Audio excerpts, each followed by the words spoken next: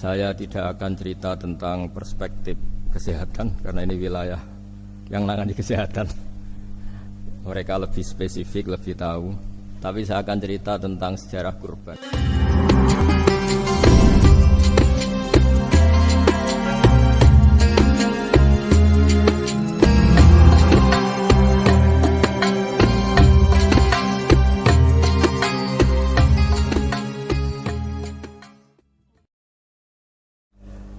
Bismillahirrahmanirrahim.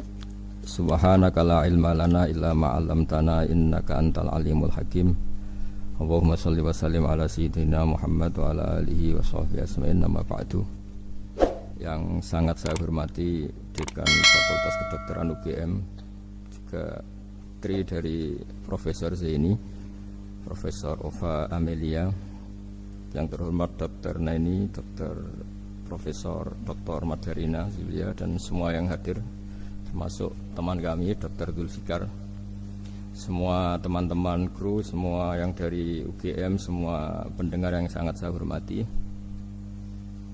Saya tidak akan cerita tentang perspektif kesehatan karena ini wilayah yang nangani kesehatan. Mereka lebih spesifik, lebih tahu. Tapi saya akan cerita tentang sejarah kurban. Tanggal 17 Juli yang lalu kami pas sowan Pak Quraish Shihab. Beliau adalah teman Profesor Zaini, abahnya Mbak Ova ketika di Al-Azhar. Ketika Profesor SMA di sana, Pak Quraish, itu Pak Zaini kakak angkatannya. Jadi dekat sekali, dan alhamdulillah kemarin Mbak Najwa juga sambung langsung sama Profesor Ova lewat adik saya, Mama itu. Dan ini itu Bufa, sangat penting ya. Jadi kalau dalam tradisi agama itu silaturahim adalah menyambung sesuatu yang seharusnya tersambung.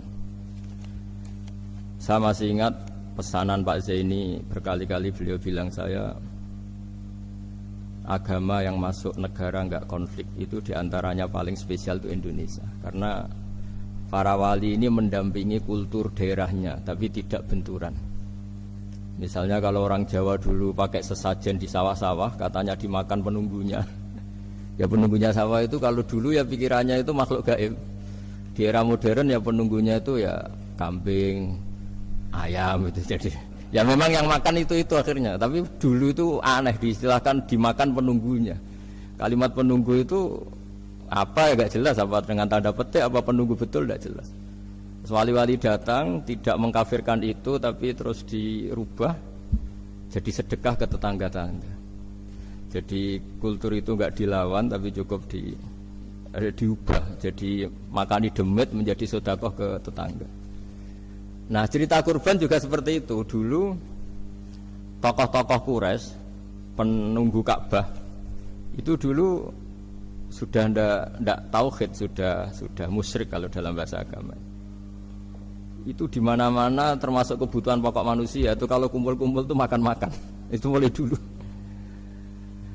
Terus korbannya itu ya pasti perempuan mulai dulu. Jadi hanya bagian masak, boleh makan nanti ngenteni luwian itu, ngenteni bekas-bekasnya. Sehingga yang nyortir Abu Jahal CS itu. Jadi yang kurban harus hewannya bagus, spesial, bahkan nggak boleh dikawinkan. Hewan yang mau dikorbankan itu nggak boleh dikawinkan, nggak boleh pernah dikendarai, nggak boleh pernah dipakai bajak sawah dan sebagainya. Semuanya serba spesial. Nanti dikorbankan di Ka'bah, yang dijual Ka'bah. Nah pertanyaannya, Ka'bah ini nggak pemakan daging, yang untung ya ketua-ketuanya ini, karena Ka'bah tidak doyan daging. Dan itu ya di atas namakan Allah, ini demi taqarrub ila Allah, demi itu.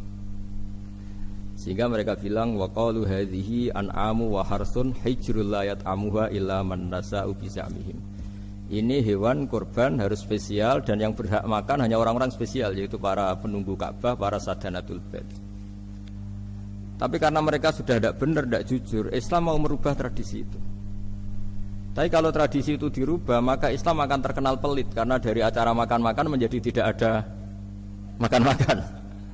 Jadi kadang kebenaran itu harus diganti dengan sesuatu yang tidak ekstrim, karena tadi dari acara makan-makan menjadi sama sekali nggak makan-makan. Maka terus diganti oleh Islam dengan kalimat udhiyah, dengan kata kurban. Nah, kenapa itu harus terjadi? Karena kurban itu sebetulnya syariatnya Nabi Ibrahim, di mana orang Mekah itu memang turunan Nabi Ibrahim, sehingga sisa-sisa makan-makannya masih. Cuma mulai ada melenceng, ada sesajen, ada khurafat, ada bid'ah. Kemudian itu mulai masalah. Terus Rasulullah Muhammad SAW datang ingin benahi itu. Tapi yang dibenahi adalah menghilangkan kemusyrikannya, bukan makan-makannya. Akhirnya diganti oleh udhiyah. Nah, kenapa ada kurban? Kalau dalam banyak literatur, Nabi Ibrahim alaihissalam itu nabi yang paling, dengan tanda kutip, mengklaim kalau beliau itu orang paling sayang kepada Allah, paling dekat kepada Allah. Enggak ada yang dicintai selain Allah. Beliau memaklumatkan itu baik secara lisan maupun di gemuruh hatinya, di bisikan hatinya, di detak jantungnya, pikirannya seperti itu. Pas itu beliau belum punya putra karena beliau termasuk lambat punya anak. Suatu saat ditakdir punya putra, yaitu Ismail. Pas seneng-senengnya jalan, pas seneng-senengnya punya anak, sama Allah disuruh nyembelih. Anak kamu harus kamu sembelih. Ibrahim kaget. Kenapa ya Allah? Kamu adalah orang yang sering ngomong bahwa yang paling kamu cintai saya. Tapi setelah ada anak kamu, kayaknya enggak. Protes Nabi Ibrahim, Pak. Yang benar Gusti, iya harus anak kamu. Karena beliau kadung janji, kadung komitmen yang paling dicintai Allah, tidak ada yang lain. Saya akan mencintai engkau ya Allah, meskipun harus mengorbankan anak saya. Sehingga cerita terus disyariatkannya kurban itu. Ketika Nabi Ibrahim berkomitmen melaksanakan perintah itu, Ismail juga mau nurut, bersama Allah diganti oleh hewan kurban yang bernama kambing. Sehingga versi cerita itu bahwa Allah akan maklumi ketika orang mencintai Allah secara serius, bersamaan dengan itu orang juga mencintai anaknya dengan proporsi masing-masing. Itu di khazanah-khazanah yang saya baca. Versi kedua, tapi ini nanti nggak perlu dipertanyakan, nanti kalau UGM tanya itu versi yang paling baik, yang paling benar gimana? Yang tanya juga bid'ah, yang jawab juga bid'ah nanti. Karena itu wilayah yang kadung terjadi. Jadi kalau dalam ilmu hadis itu, kalau kadung terjadi, mau kamu unggulkan yang mana, tetap saja yang terjadi hanya satu, mau kelewat. Beda dengan istihad solusi. Karena mau terjadi ya kita uji coba. Kalau nggak cocok yang A ya cocok alternatif B, alternatif C. Kalau sudah kelewat, mau gimana? Kalau salah ya salah aja kan. Versi kedua begini. Semoga versi kedua ini yang benar. Kalau ini benar, keren. Nabi Ibrahim itu memaklumatkan diri. Kalau dalam bahasa Arab itu iddia itu mengklaim bahwa dia adalah orang yang paling sayang terhadap makhluk Allah, semua hamba Allah. Terus beliau diterbangkan ke langit. Ya karena UGM ini lembaga akademik, nanti saya baca teksnya. Kalau bahasa Arabnya itu takbirnya. Diterbangkan ke langit, ke alam malakut. Ya tidak usah ditanyakan, tanya terbang gimana, nanti ribet nanti itu. Setelah diterbangkan di langit, wa kadzalika nuri Ibrahim malakutas samawati wal ardh, diperkenalkan alam langit, terus dipertontonkan. Itu ada sekian hamba Allah yang nyabu, yang ngefly, yang dugem, pokoknya yang maksiat-maksiat itu. Ibrahim ditanya sama Allah, gimana itu mereka menurut kamu? Damirhum, habisi saja Allah. Mereka makan rezekimu, hidup di bumimu, tapi mereka tidak mengindahkan engkau. Matikan saja. Sama Allah diturutin. Jalan-jalan lagi sampai 3 kali peristiwa tempat-tempat maksiat itu dihabisin sama Nabi Ibrahim. Beliau minta sama Allah supaya itu dihabisin. Singkat cerita, terus beliau diturunkan sama Allah. Setelah diturunkan, ya Allah tidak jawab, tidak apa. Allah itu punya sunnah, punya tradisi, dengan nabinya itu tidak jawab. Suatu saat Nabi Ibrahim disuruh bunuh anaknya, disuruh nyembelih. Protes kan? Huwa samratu fuadi. Ini kekasih saya, putra saya. Kenapa engkau nyuruh membunuh? Terus kata Allah, kamu tidak ingat di malam kamu saya mi'rajkan melihat hamba-hambaku, dan itu yang bikin aku, dan saya cinta sama mereka yang bikin saya. Kamu enak saja minta dibunuh. Sengkerian gantian saya yang minta, kamu tidak nurutin gitu. Kamu pas minta saya tidak tak pikir, langsung tak turutin. Kenapa saya yang sekarang minta kamu mikir gitu. Tapi huwa samratu fuadi, itu buah hati saya. Dan memangnya makhluk-makhluk itu makhluk siapa? Saya yang bikin. Kamu enak saja nyuruh bunuh. Nah semenjak itu jadi kearifan kita. Makanya Mbak Ova ini kalau guyonan di dunia kiai, kalau ada majikan bentak pembantunya yang salah meletakkan piring atau gelas, pasti cara berpikir mesti pembantunya tidak cantik. Karena kalau salah tok kok dia cantik, itu mesti mikir. Nggak bisa orang bentak orang cantik gitu. Jadi sama, misalnya saya janjian sama Gus Fikar, janjian Gus datang hari Senin gini-gini, ternyata beliau nggak datang. Kalau saya tidak punya utang, tidak atasan saya pasti marah. Sudah janji kok gini-gini. Saya bisa marah itu sebetulnya sebabnya itu dua. Saya kecewa dan dia tidak punya jasa. Tapi yang diomongkan hanya, wah semua kamu khulful wa'di apa? Nggak tepat. Coba kalau ini atasan saya jadi dosen karena beliau misalnya. Saya punya utang beliau. Mbok nyulayani janji apa kan? Nggih mboten napa-napa. Sama. Ada majikan mencintai pembantunya karena sangat cantik, mana ada mencahno piring, omahe dirubah, itu tidak apa-apa. Sama. Makanya ada guyonan di dunia kiai itu, ada anak perempuan, kan nggak lazim ya, perempuan pakai GL Pro kalau dulu, mungkin sekarang pakai Ninja, pakai celana jeans. Sopo ya, wong luput suwo itu, siapa itu perempuan kok gitu? Ini ponakane jenengan Mbah, astagfirullah, muga-muga pangeran nyepuro. Jadi langsung rubah dari maksudkan menjadi ndak karena keluarga. Nah jangan-jangan kebencian kita pada maksiat itu oke, kita wajib benci maksiat, tapi tetap ada catatannya. Plus yang maksiat itu tidak orang yang terkait dengan kita. Coba kalau yang maksiat itu orang yang terkait dengan kita, itu anak kita, ponakan kita, mungkin istri kita, paling mintanya ya Allah ampuni, ampuni. Sama-sama maksiat, yang satu minta dihabisin, yang satu kita minta diampuni. Fair gak kita sebagai manusia? Tidak fair. Tidak fair. Nah, iya gak fair ya? Apa ya fair? Mikir. Makanya kalau ada guyonan, ya itu tadi. Ada supir salah dimarahin, pasti supir ini belum pegang rahasia.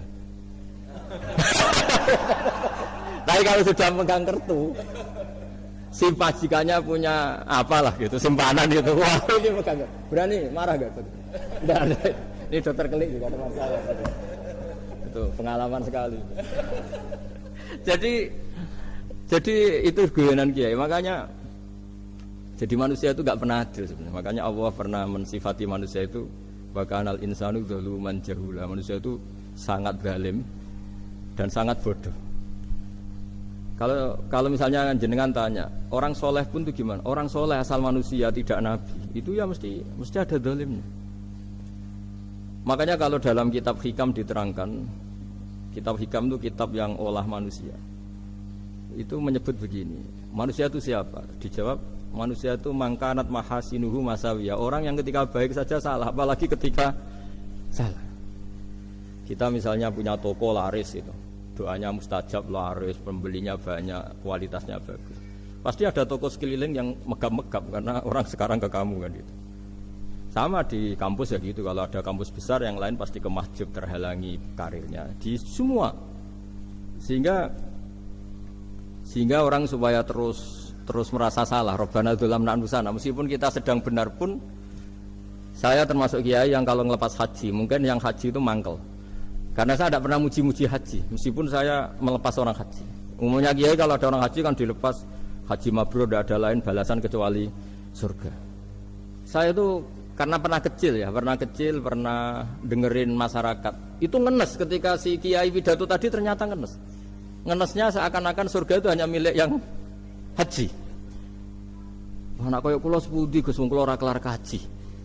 Semenjak itu setelah saya jadi kiai ya dendam juga. Akhirnya setelah saya jadi kiai kalau ngaji orang yang haji mabrur balasannya surga, orang yang fakir sabar juga surga, orang yang sering dimarahin istri juga surga. Terus pokoknya surga lah terus. Sampai yang mau haji itu, Gus gimana kok bahas kita kok sama dengan mereka?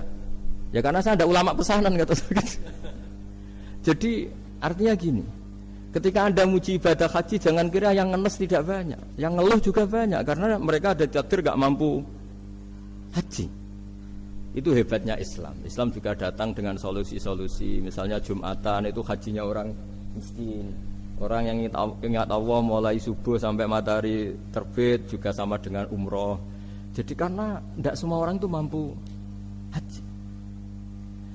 Jadi itu Islam. Jadi nanti tak bacakan. Jadi versi kedua itu Nabi Ibrahim diperingatkan Allah bahwa tidak seperti itu cara mengelola hambaku.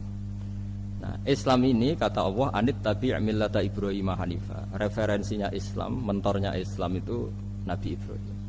Sehingga kita alhamdulillah punya sejarah wali songo. Saya punya orang tua Kiai Nur Salim itu sayang sekali sama umat. Mbah Mun juga gitu. Saya sama Profesor Zaini itu sudah mulai tahun 2000 terus tiap hari ketemu juga nggak pernah kecewa. Beliau itu pernah disalahpahami, mungkin Bu Ova belum dengar ini. Pernah disalahpahami karena beliau itu tangan kanannya kan agak kuat. Jadi kalau ngambil papa itu pakai tangan kiri.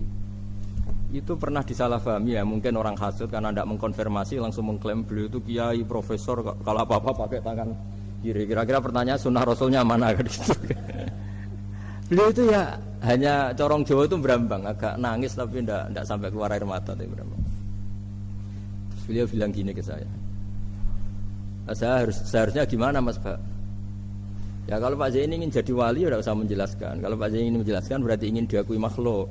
Tapi kalau nggak dijelaskan mereka salah paham terus. Tapi cepat jadi wali karena sudah mulai mengabaikan apa kata mereka. Tapi kalau menjelaskan ya enggak. Ya lama jadi walinya, tapi bagusnya orang nggak salah paham. Pak Zaini tertawa-tawa. Jadi wali apa enggak? Jadi saya itu lama sekali sekamar dengan beliau ada di badan wakaf ya Mas Fajar ya. Badan wakaf yang atas itu kan dulu tempatnya Pak Rektor kan kosong. Nah itu kita tempati sama Pak Zaini bertahun-tahun tiap hari diskusi. Dan nggak pernah ceritanya beliau itu penting. Karena seneng guyon, memang khasnya ulama itu seneng guyon. Kemarin saya ketemu Pak Kures, beliau cerita, saya ini punya idola Gus Pak. Kalau manggil saya Gus kadang ya Pak. Dulu beliau doktor filsafat, lama-lama jadi Syekhul Azhar. Itu kalau ke kuliah pakai bis, ya. kata Pak Kures pakai bis. Suatu saat di Al Azhar itu kan beda dengan di yang lain ya, agak-agak modern. Si gurunya ini, beliau itu karena banyak yang berdiri, beliau duduk ada perempuan berdiri, terus yang lelakinya berdiri, terus jatah duduknya dikasihkan perempuan. Perempuannya itu pakai pakaian yang agak minim, agak seksi lah, agak minim. Terus si Syekhul Azhar tadi saat itu belum Syekhul Azhar, punya 2 permen. Ini ceritanya Pak Kures punya 2 permen, terus yang satu sudah dibuka, yang satu masih bungkusan, masih ditawarkan. Silakan Mbak kamu milih yang mana? Milih yang masih itu. Padahal bukanya itu supaya lebih gampang. Ternyata milih yang masih bungkusan. Kenapa Mbak? Ya ini lebih steril karena pakai bungkusan. Oh iya.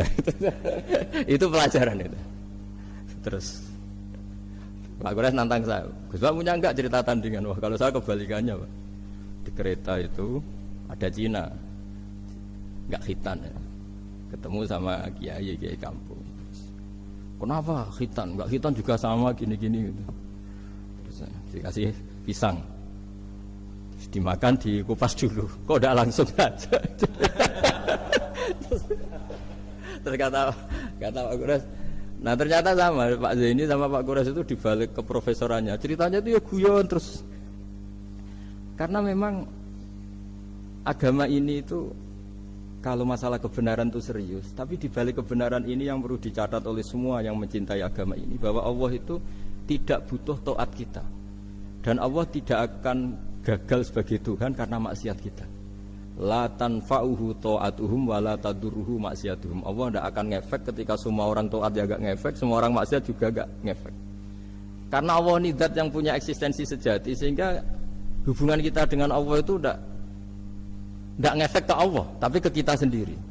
Sehingga mereka lebih rileks karena nggak merasa harus mati-matian bela Allah. Allah tetap Al-Qayyum, zat yang bisa berdiri sendiri. Sehingga di kitab-kitab itu ada bab namanya Mizahun Nabi, guyonan-guyonan Nabi. Itu ada babnya sampai di kitab Ihya, di kitab banyak lah kita. Masyhur itu suatu saat ada orang sepuh sowan ke Nabi karena sudah sepuh. Beliau pamit lah, kira-kira jam segini pamit, ya Rasulullah saya mau pulang karena nanti kemalaman. Karena beliau jalan kaki yang orang sepuh. Kata Nabi, dah tenang saja di sini, nanti pulang kamu udah jalan kaki. La ahmilan naki alab ninakoh, nanti kamu tak naikkan anaknya unta. Pikirannya orang semua tadi namanya anak unta itu ya kecil. Wa ma fa'altu bibni naqo, apa yang bisa saya lakukan dengan anak unta? Sudah, tenang saja. Setelah beliau ngaji lama, ya dikasih unta tua itu. Silakan kamu bawa unta saya ini. Ini kan unta tua, ada anak unta. Ya meskipun tua ya anaknya unta. Ya tapi cerita saja. Meskipun tua juga anaknya unta. Jadi agama itu rileks. Nabi Ibrahim, kembali lagi ya karena syariat Ibrahim. Nabi Ibrahim itu pernah minta supaya nyawanya itu diperpanjang karena beliau umumnya orang itu kan ingin nyawa panjang, ingin umurnya panjang. Beliau yakin penting nyawa panjang itu umur panjang. Allah tidak jawab gak apa. Suatu saat ada tamu, orangnya itu sepuh sekali. Nabi Ibrahim karena orang yang sangat menghormati tamu dikasih kurma, apa itu? Anggur. Itu setiap dimakan dikunyah meler lagi keluar. Karena sudah sepuh, nggak ada giginya, dikunyah keluar lagi. Itu jawabnya Nabi Ibrahim, ya Allah, masuk lagi ke kamar, sholat lagi, mengcancel doa panjang umur. Katanya Ibrahim, oh jenengan jawab toh gitu. Artinya kalau ingin tua sekali ya nasib kamu kayak itu gitu. Jadi karena beliau tahu itu jawaban terus masuk kamar, oh jawab toh Gusti jenengan, terus membatalkan doanya. Itu Nabi Ibrahim. Kalau orang sekarang enggak, dongo ngarani, ya tua ya tetap sehat, tetap wah itu. Itu lebih ribet itu. Iya, jadi karena doa itu kalau nggak diperjelas itu ya repot. Ini cerita supaya kita berislam itu ceria. Saya Mbah Mun itu meskipun kiai top senengannya dia guyon bapak saya. Tapi guyon itu ada yang wajib. Saya dulu itu janggal. Ini cerita ya mungkin kalau di kampus-kampus umum agak asing tapi ini cerita. Nuduh zina itu dosanya besar sekali. Saya ulang lagi, nuduh orang lain zina itu dosanya besar sekali. Disebut bab qadzaf.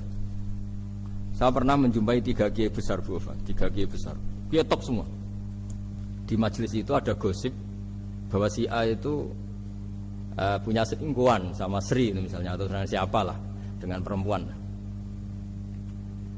Itu kalau di Arab itu senengannya pakai Salma, Laila Majnun Salma. Kalau di Jawa itu kasihan korbannya itu. Ya, tapi itu contoh saja. Itu si Kiai 3 tadi gak ngefek, malah tanya gini, loh apa perempuannya cantik? Wah cantik sekali Mbah. Cantiknya sampai kayak apa? Malah bicara cantiknya perempuan. Saya itu ya pertama iskal. Ini Kiai kok bakas orang apa? Cantik. Orang ayu ya. Setelah majelis itu bubar, yang penggosip tadi ya yang gosip ini gak Kiai, yang pembisiknya ada Kiai, yang gosip ini gak Kiai. Cuma Kiai 3 ini posisi mendengar. Tapi malah tanya cantiknya tadi. Sehingga cerita setelah orang itu pulang bilang gini, Gus. Itu kalau saya bilang iya dengan gosip itu, saya ikut qadzaf, saya ikut menuduh orang lain zina. Itu dosa besar. Selain itu saya kiai, kalau saya bilang iya dianggap membenarkan. Maka untuk mengalihkan nggak bicara nuduh, jadi guyon tadi. Jadi guyonnya itu, karena kalau kita tadi bilang iya, artinya mengiyakan.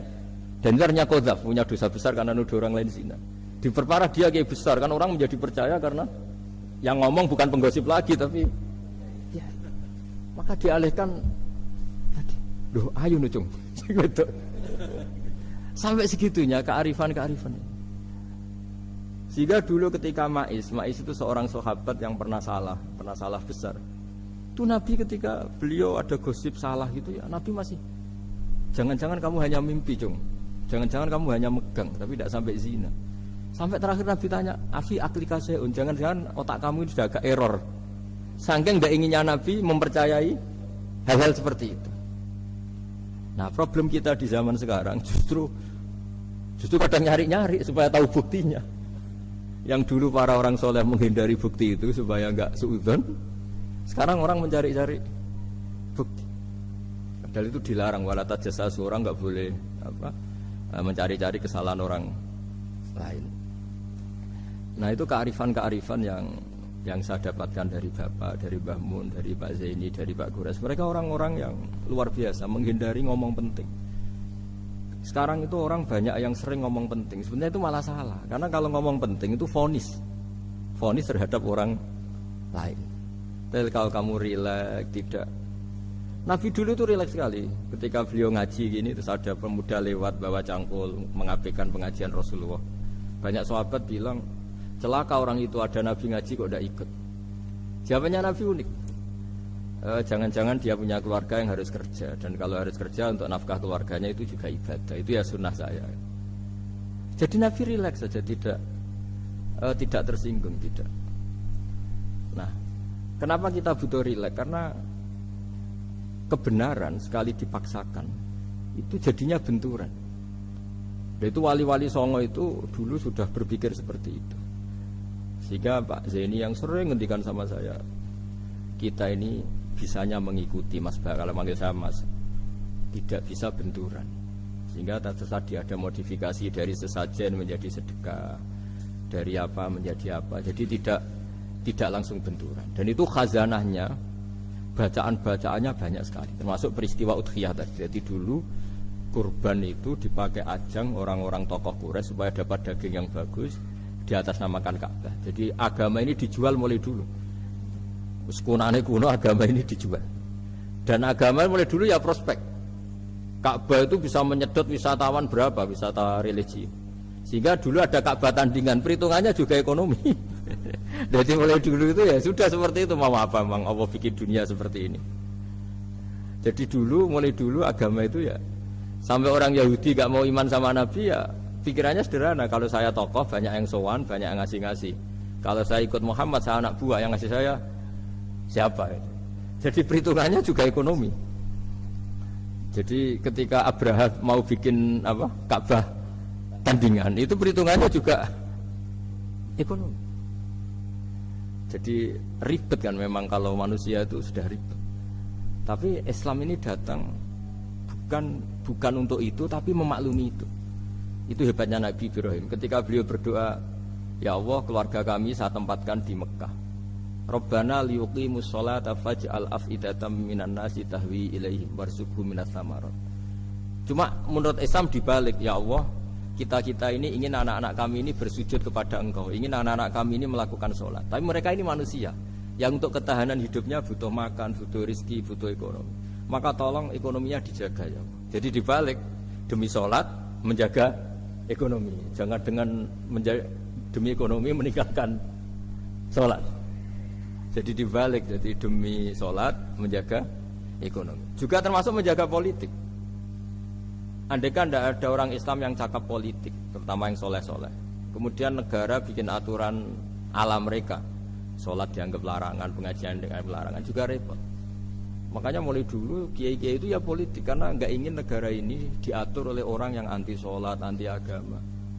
Karena kalau negara terserah yang sedang jabat, kemudian yang jabat tidak soleh, bisa nganggap maksiat-maksiat tidak ilegal, yang pengajian justru ilegal. Nah, di sini kenapa banyak orang-orang soleh dulu ya rata-rata ya berpolitik mulai sebelum kemerdekaan sampai setelah kemerdekaan. Jadi itu ada filosofinya. Nah, bahwa ada oknum-oknum yang tidak seperti itu ya monggo, itu oknum. Tapi sebetulnya awal-awalnya kenapa banyak orang soleh yang politik, karena nggak ingin negara ini dipimpin oleh orang-orang yang anti agama, anti kebaikan. Sehingga berkahnya apa? Berkahnya negara ini berkonstitusi secara Islami. Meskipun tidak negara Islam, tapi tadi hak asasi manusia terjaga, hak belajar, hak beragama, hak ibadah. Coba bayangkan kalau kita jadi korut, Korea Utara kan pusing. Jadi, nah itu uniknya, lagi-lagi ini cerita uniknya.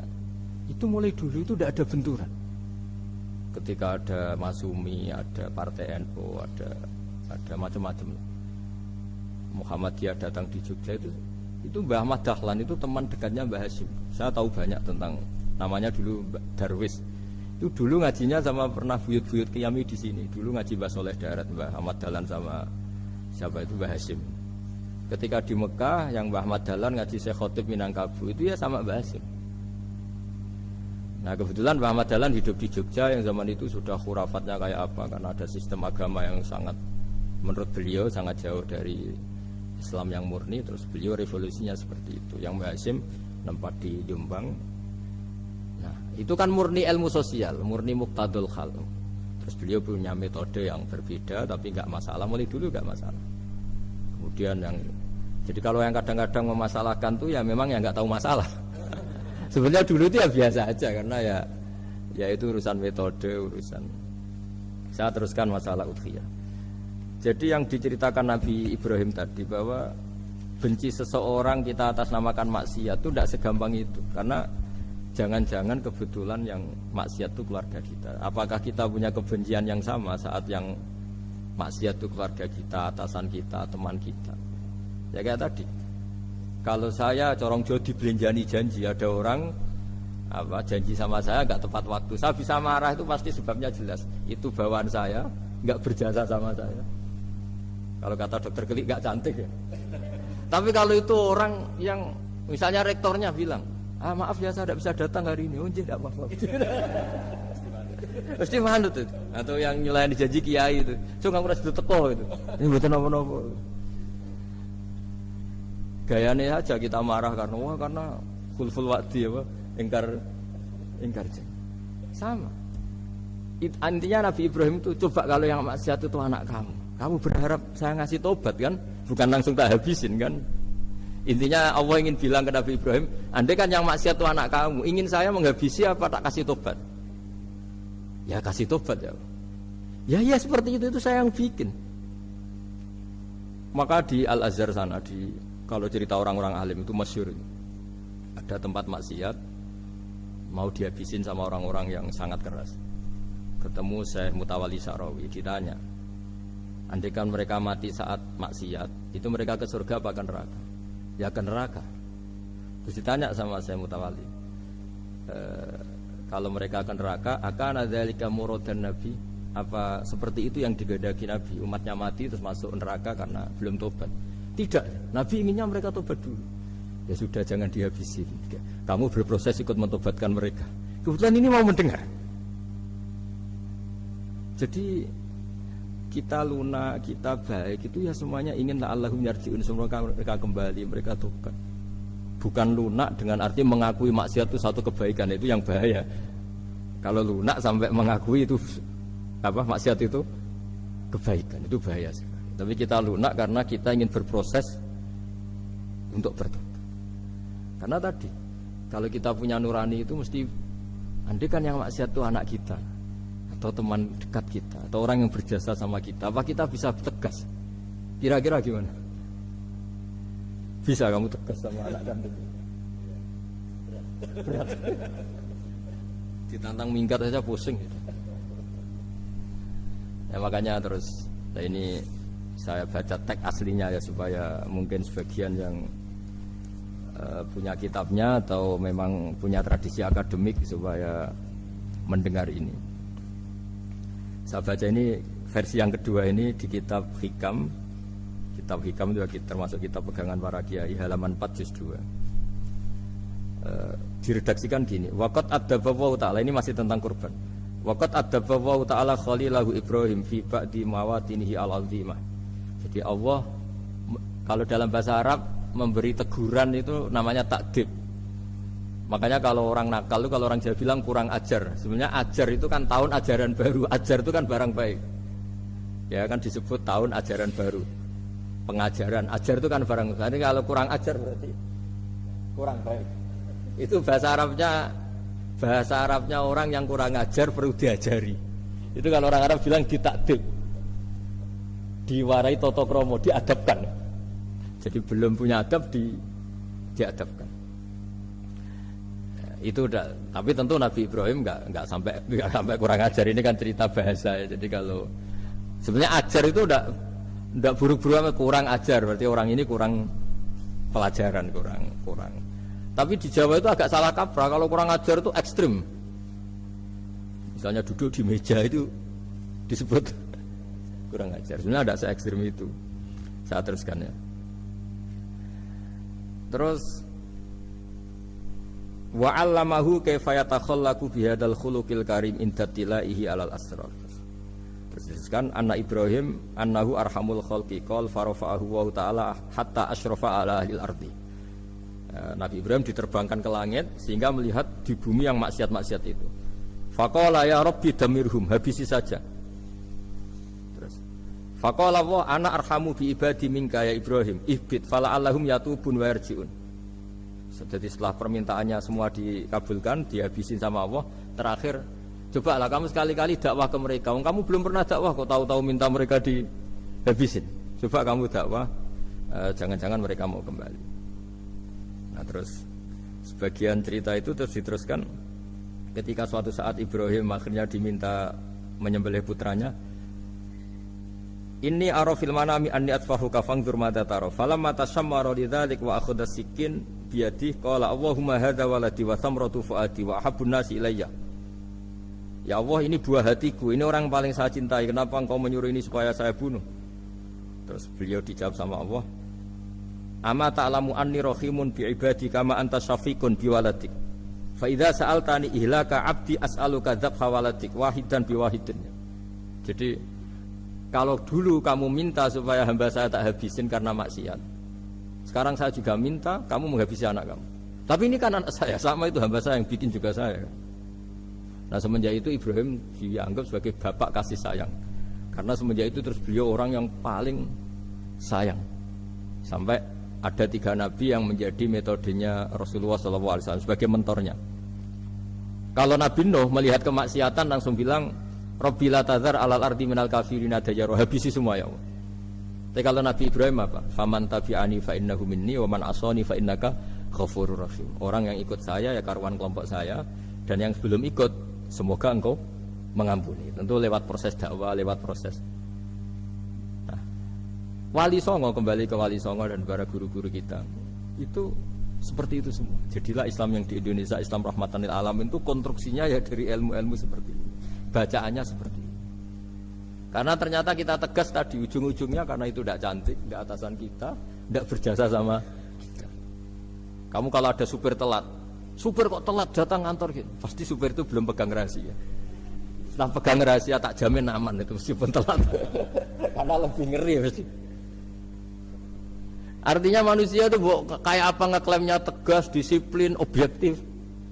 Kira-kira iya apa enggak? Enggak lah kayaknya ya. Ya pasti tadi. Nah itu yang makanya bapak saya kalau guyon sama saya itu, kalau umumnya orang itu kalau di dunia kiai muji istiqomah. Istiqomah itu konsisten jadi imam masjid, konsisten jadi guru, jadi apa. Kalau bapak itu sering guyon ke saya, iku istiqomah apa mau digenti wong liya katanya. Artinya di balik istiqomah itu juga ada catatan lain. Jangan-jangan ambisi gak mau diganti orang lain. Jadi intinya manusia itu dalam benar saja ada unsur salahnya, apalagi pas salah gitu maksudnya. Nah ya pas benar saja ada unsur salahnya, apalagi pas salah. Itulah dengan sudut pandang seperti ini adalah orang terus gak gampang menghakimi orang lain. Karena manusia yang baik adalah cukup dia merasa aibnya banyak, salahnya banyak, kemudian itu menyibukkan dia dari mencari-cari aibnya orang lain. Makanya kalau dalam cerita Ibrahim alaihissalam, karena kurban itu identik dengan syariatnya Nabi Ibrahim. Ini saya punya catatan yang kemarin tak baca juga di Jakarta. Itu suatu saat Nabi Ibrahim itu didatangin orang Majusi dulu. Orang Majusi itu ya tidak beragama. Singkat cerita Nabi Ibrahim itu terkenal kaya dan suka menghormati tamu. Dulu tamu itu sangat penting dihormati karena dulu nggak ada warung, terus padang pasir. Kalau sekarang itu ya wajib dihormati tapi tidak wajib-wajib banget. Karena biasanya sudah marung di mana-mana. Sudah marung di mobilnya bawa apa? Bekal. Kalau dulu di padang pasir kalau tamu nggak dihormati bisa mati betul. Kadang sudah hari perjalanan itu nggak makan nggak apa karena di padang pasir warung nggak ada, nggak bisa ngopi-ngopi ya dulu. Sehingga kalau menghormati tamu dulu itu pahalanya luar biasa ngasih makan itu.